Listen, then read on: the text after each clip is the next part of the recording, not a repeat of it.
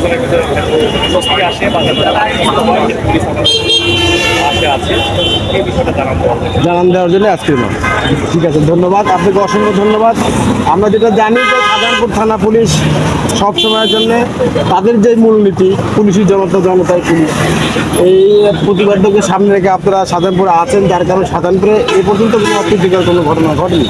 সেদিক থেকে আন্তরিক ধন্যবাদ এবং সাধারণ মানুষের পক্ষে কাজ করবেন এই আশাবাদ আপনাদের কাছে। আপনাদের মাধ্যমে শাহজাহানপুরের বাসী সকল বাসীকে আমি শাহজাহানপুরের সাথে সম্মানিত নাগরিকদের ধন্যবাদ দিই যে তারাও আমাদেরকে অত্যন্ত আন্তরিকতা দেখিয়েছে। তারা বুঝেছে যে শাহজাহানপুরের সম্পদ তাদের রাষ্ট্রীয় সম্পদ তাদের সম্পদ।